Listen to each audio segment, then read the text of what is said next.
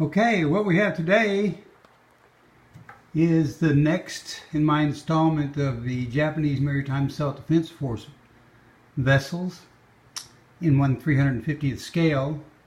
Unfortunately, the Izumu class, which are larger than these, are not out in 1/350th scale, so I bought the second Hyuga class. They were built just a little earlier, but nonetheless are impressive vessels.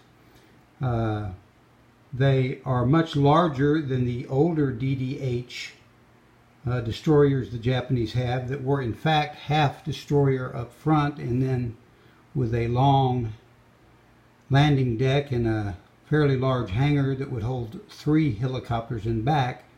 And that was so the Japanese could fulfill their end of our defense agreement with them, and that was for them to look at and protect against long-range submarine wolf packs from potential aggressors.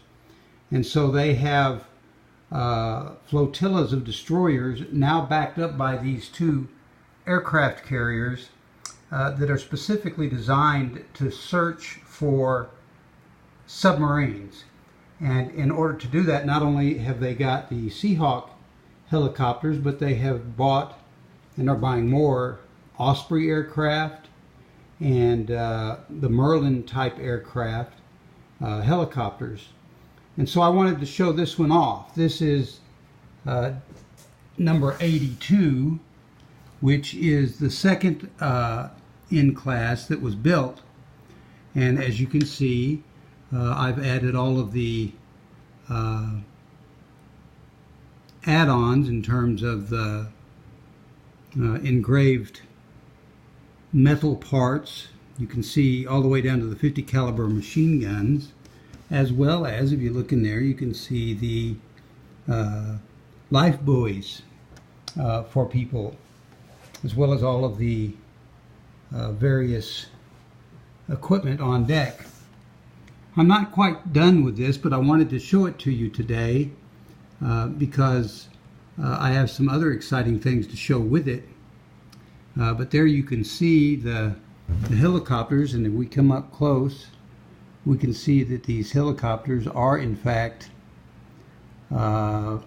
decked out with 4 torpedoes each, just as they would be on a long-range mission. I've also added the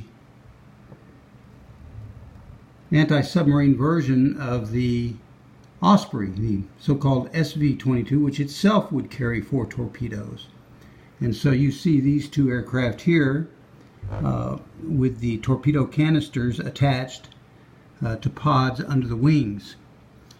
In addition, I've added to the Japanese carrier the EV-22, which, as you can see, has an aperture radar, an electronic controlled aperture radar on the top, and that aircraft would also be pressurized so that it could fly up to 30,000 feet and give this aircraft carrier a 300 and more mile range in terms of its radar, and its in terms of that radar being what it is, its ability to discriminate the small missiles that might be wave top or high in the sky. So the first aircraft on here, and I don't have these glued down yet because I wanted to be able to show them to you, is the EV-22. It's about to take off on what would be an alpha strike for this helicopter carrier, meaning they're about to go great guns with everything after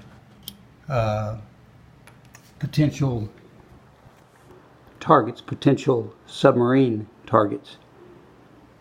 And so what we have here is the aircraft carrier loaded to the gills with the Osprey aircraft, the larger helicopters, Merlin type aircraft that they bought, EH-101s, as well as the Westland type. We see a Seahawk back there outfitted for search and rescue, And if you look at that, you see that it has 2 extra fuel tanks. Unless there was a crash way off, they could have the extra fuel to get there. And then we have some regular Seahawks, each of which could carry 2 of the torpedoes. And those are the helicopters most of our American destroyers use, as well as the Japanese destroyers. So there you have the ISE, Japanese Self-Defense Force ISE. And it's decked out with all sorts of, all the railing, all the doors, the various parts to it, as well as a gangway here you see on the side. Let's see if we can get up close to that and take a good look at it. It wouldn't be out to sea with that open, but I wanted to show it in any case. I also added additional ladders and whatnot that you normally don't get to see on these ships, but the Fujimi has a add-on kit that's actually very excellent. All the pieces are cut to fit. Now you have to bend them to fit, but they're cut to be bent that way. And they include, of course, the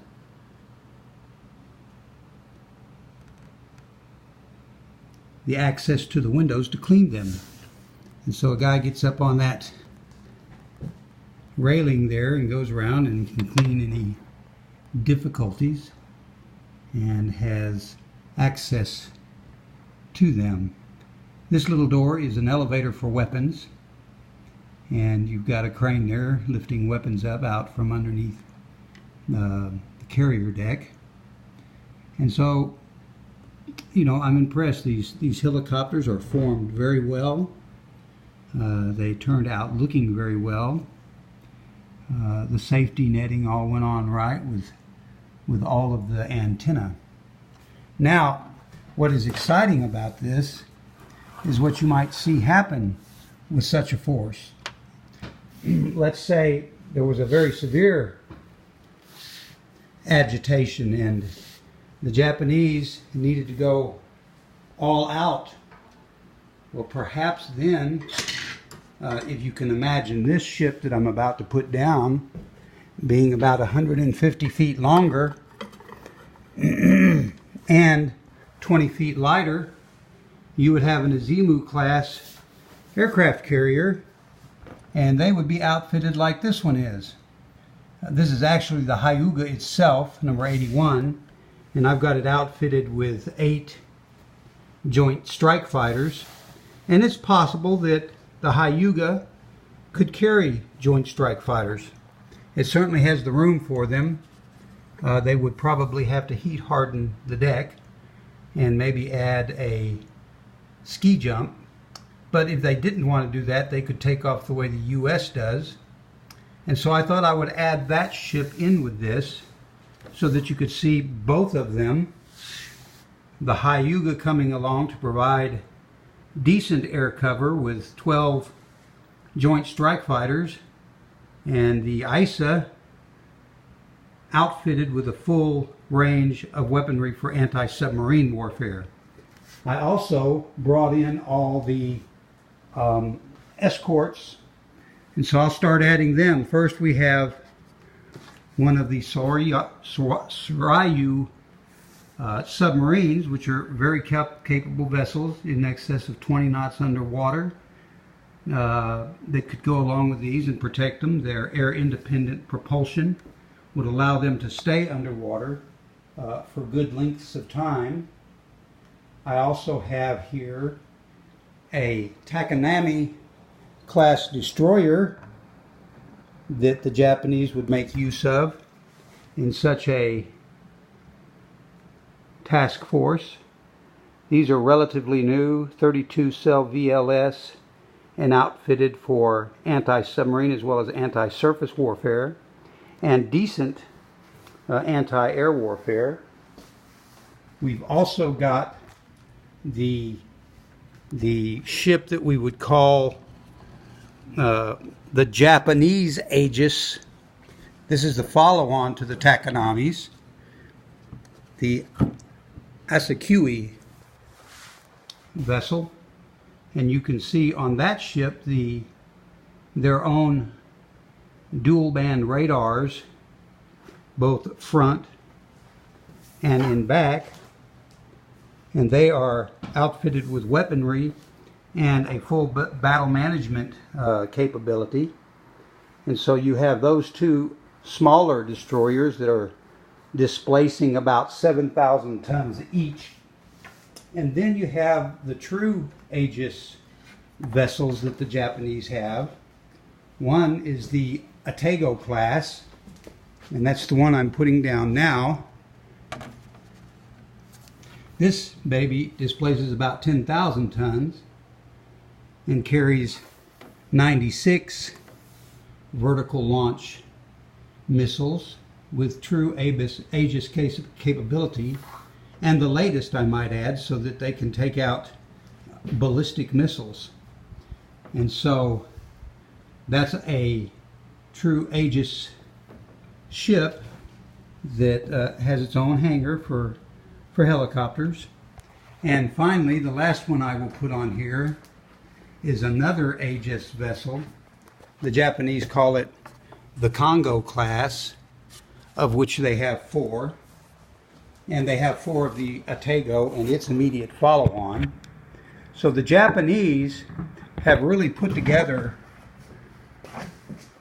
strong capabilities in the Western Pacific. Here you have, in 1/350th scale, a very strong anti-submarine warfare and anti-air coverage from a similar ship.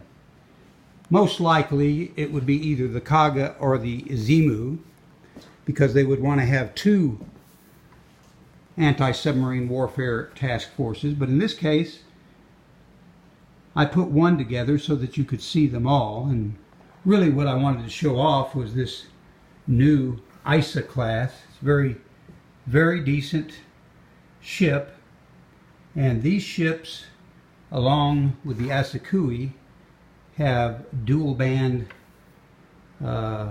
aperture radars that they use to protect themselves at long range against potential aggressors. Another thing that you might notice on the Hyugas is that they also have an Mk-41 launcher that is meant to carry just evolved Sea Sparrow missiles. And so each one of those 16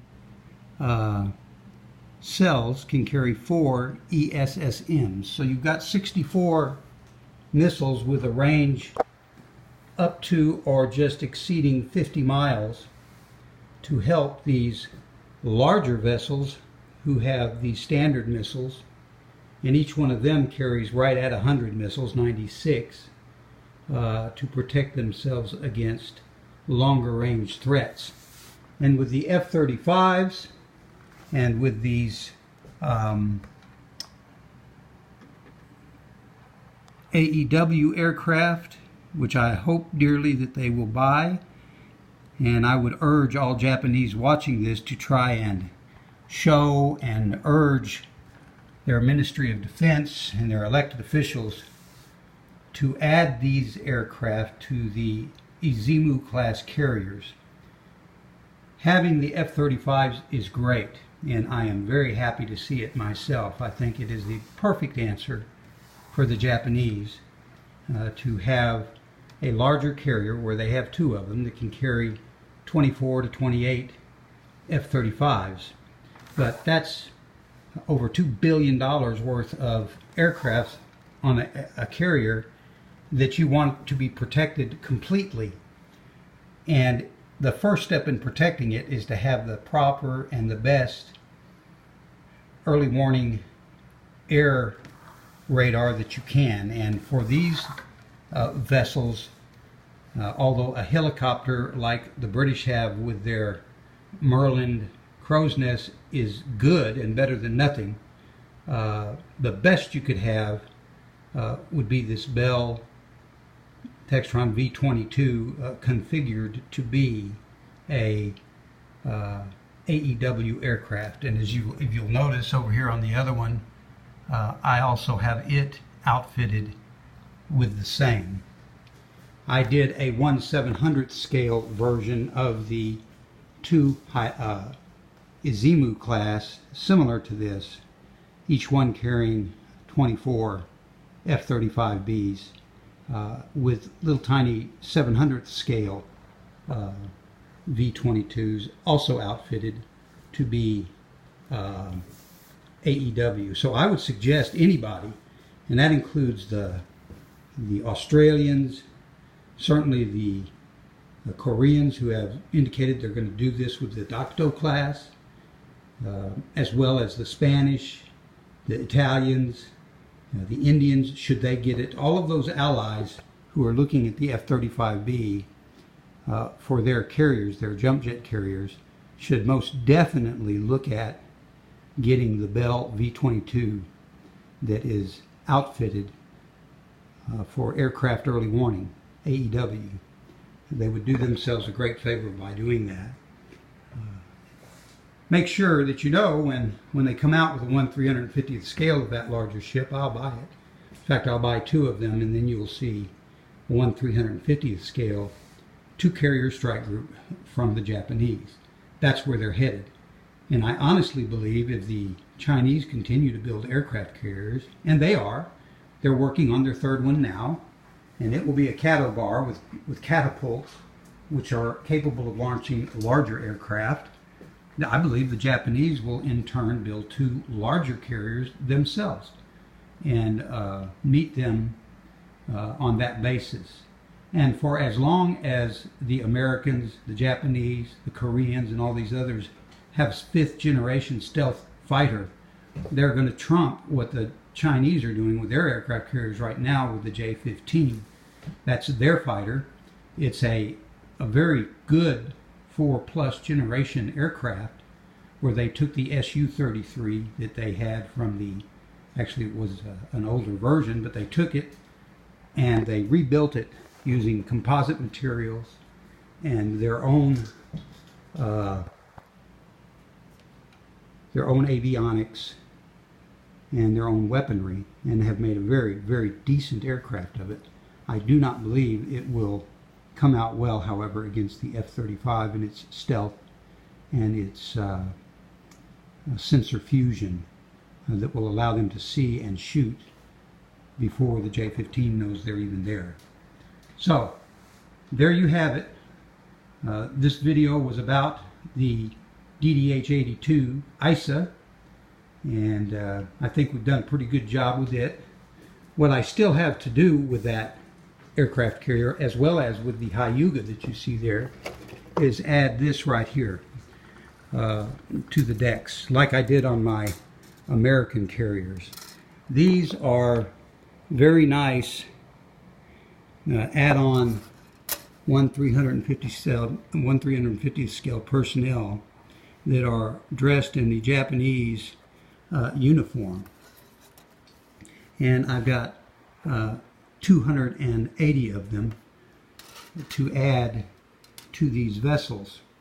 The idea is to put them on the vessel like I did with my American aircraft and be able to show the men around the carriers. The idea is to put two of these frets of men on each of those two carriers right there, and that should add a really, really nice touch to it. So there they are. I wanted to see these because it's a very decent addition to these ships. So with that, I'll close. I would urge you all to subscribe and get your friends to subscribe to my channel. It's a channel that's set up to cover model building, but just as much to discuss the realities of modern current naval warfare and the meaning of the ships and the equipment that are being developed and then deployed to help protect our country and our allies. So that's what this is about. I'm thankful for your time and your visitation, and urge you to get your friends to look too. Thank you very much. This is Jeff Head, the Jeff Head Model Building and Defense YouTube channel. Thank you very much.